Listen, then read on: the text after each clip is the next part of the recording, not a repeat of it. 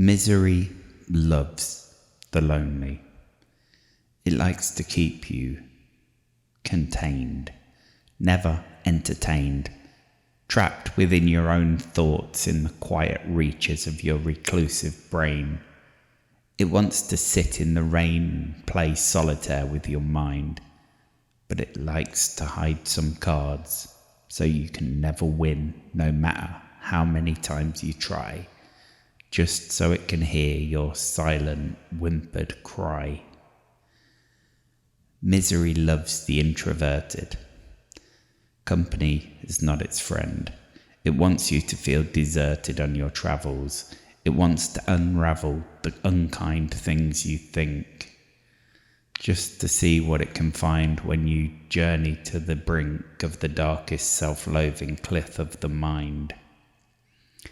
Misery is a backseat driver, guiding you to an island of solitude, a sat-nav system taking you to the deep dark blue, then deserting you, with no map or clue, no light to show you where to go, a diver leading you further down to places unfathomable, just you and the darkness.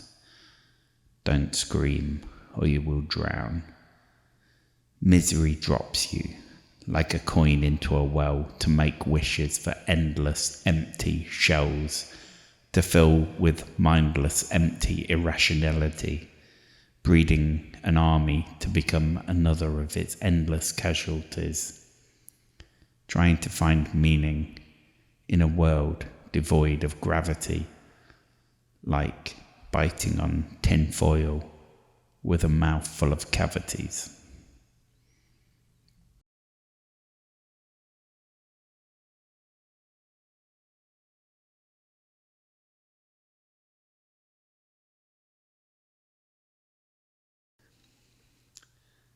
I often think to myself, I'm in my own lost generation, a personal prison where everyone is from a different time to me.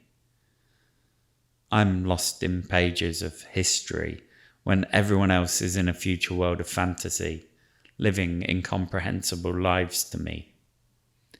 I don't know the celebrity references. The music preferences are not representative of the world I once knew. I don't recognize images, faces I can't place. I appear distant to the people I meet, when all I want is to welcome them with open arms to greet. It's like I'm from a different century. All that seems the same is the hate that navigates these unfamiliar streets. Did I prick my finger and doze off as a forest of change grew around me? Like sleeping beauty awakening in a world from a deep slumber, surrounded by unknowns, brain feeling dumber, mind turned to stone. If I was a time traveller, unravelling ancient mysteries, this is how I'd feel, part of history, but also startled and distant, lost and alone. Supposedly, this reality is home. And I've been here all along. So how is it I don't know the songs, the TV shows, the movies of which you speak? They mean nothing to me.